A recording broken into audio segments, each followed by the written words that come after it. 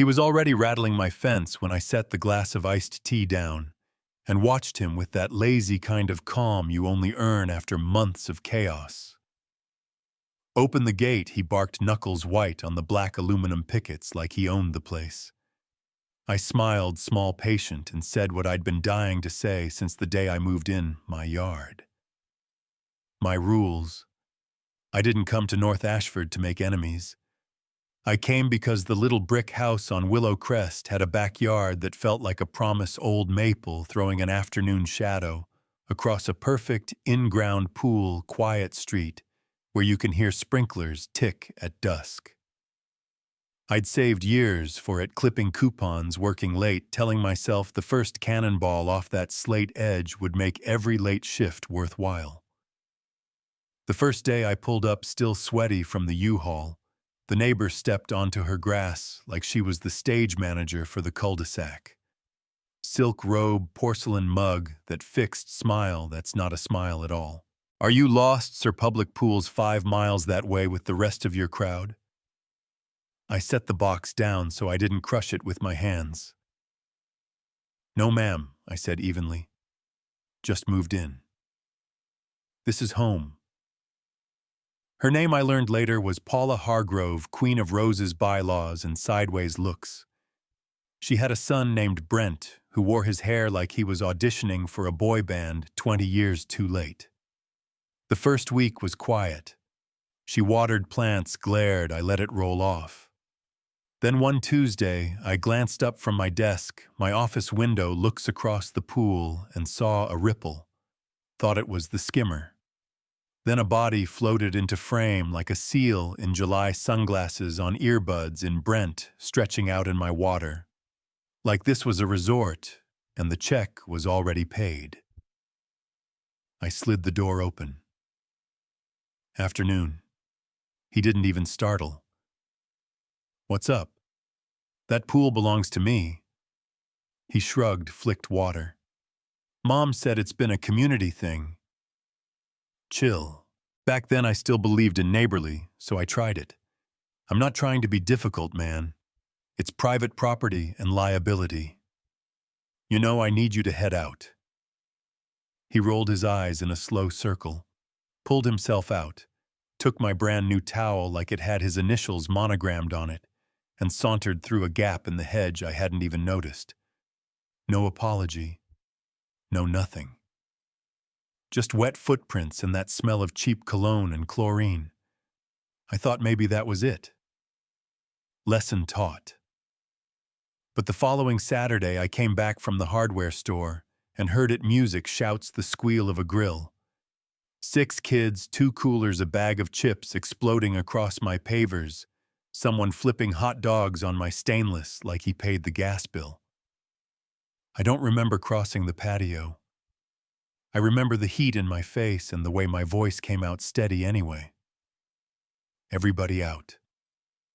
Now. They went still. Brent squinted over the rim of a beer like I was interrupting his set. Dude, what's your problem? My problem is you're trespassing. You've got 5 minutes to be gone or the cops get invited to this cookout. Something in the word cops sobered him. He gathered, he muttered, they left through that gap like a parade of bad decisions.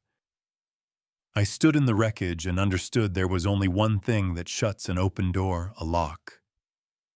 By sunset, I'd read our HOA covenants like scripture and circled the one paragraph I needed: pool enclosures permitted for safety with post-installation notice. Monday morning, I called 3 companies. By Wednesday, a foreman named Leon had stakes in the ground, 6 inches inside the survey line, while Paula hissed at him from her driveway like a tea kettle. You can't put that there, it ruins our view, she snapped. Leon didn't even look up. Ma'am, we're on his property with his permit. Have a good day. The auger bit the earth. Bags of concrete thumped. I drank coffee at this window and felt for the first time in weeks like the ground belonged to me.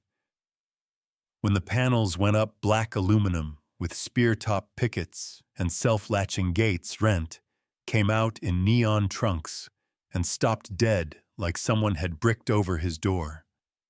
He grabbed the bars and rattled them, discovering physics.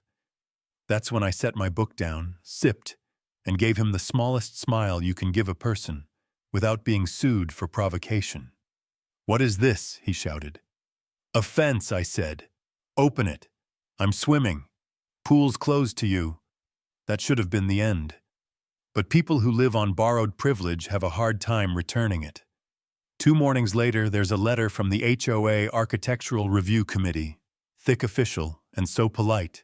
It curdles unapproved structure, aesthetic concerns, please attend a hearing. An hour after that, a cease and desist on embossed letterhead, accusing me of erecting a prison-like barricade that inflicted emotional distress on the long-standing character of the block.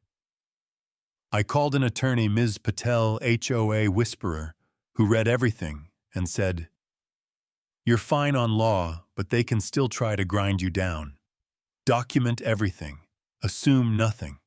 So I did. I built a binder covenants and the clause about pool safety, my contract with specs, the survey with the little rectangle that is my land in black and white photos of the stakes, screenshots of my notice to the board. I even printed a couple of insurance articles about attractive nuisance because if there's anything an HOA loves more than power, it's liability. The night before the hearing, my dog Radar, a rescue with eyebrows that make him look like a disappointed uncle, growled at the slider. I flipped the porch light and saw it 3 panels bleeding red with one word sprayed in a hurry, but full of intent, criminal. It hit like a punch to the ribs. Everything in me wanted to march next door and pound the door until knuckles split. Instead, I took pictures from every angle timestamp on filed an online police report and scrubbed until 2 in the morning with solvent and stubbornness. When I finally crawled into bed, I didn't sleep. I made a new list cameras. By noon the next day, a tech named Margot was on a ladder installing 4 night vision eyes front porch, both sides, and one watching the fence line with a view so clean it could read a wristwatch. We drew motion zones, set alerts, added cloud backup. "If a moth sneezes by this fence," she said, "you'll know." The hearing was every fluorescent nightmare you picture when someone says clubhouse. Folded chairs, stale coffee, a corkboard with the word community in pastel letters. Paula came dressed like Sunday school and cried on cue, telling the committee my fence killed her sense of openness. She never mentioned her son's pool parties or the word on my panels. When they asked if I had anything to add, I kept my voice level, slid the binder across, and placed the photo of the graffiti on top like a quiet gavel. They conferred in low tones and did what cowards do, they tabled it. 30 days to consult counsel. No decision, no relief. On my way out, Paula brushed past, close enough to smell her perfume, and whispered, "We'll see how long your little wall lasts." At 2:14 the next morning, my phone vibrated on the nightstand motion in Zone 3. I tapped in, heart beating, where my throat should be. Night vision painted my yard in silver, crisp as memory. He came in from the hedge like a cheap magician, hoodie up, backpack in hand, unscrewed a jug of weed killer, and traced a careful death along the base of my fence, a 6-inch stripe of spite. I lay there and watched phone inches from my face, the way you watch a storm roll in when you've already stocked water and batteries. When he slunk back, I saved the clip, backed it up twice, emailed it to myself, then made coffee I didn't need. The subject line to the ARC was simple: new evidence relevant to complaint. I attached the video, the report number from the graffiti, and wrote, "This speaks to both necessity and character." 10 minutes later, the HOA president, Caleb Morton, a man who looks allergic to conflict, called, voice shaking, like a leaf in a storm he never wanted. "Mr. Reed, we saw the video. Calling an emergency session tonight."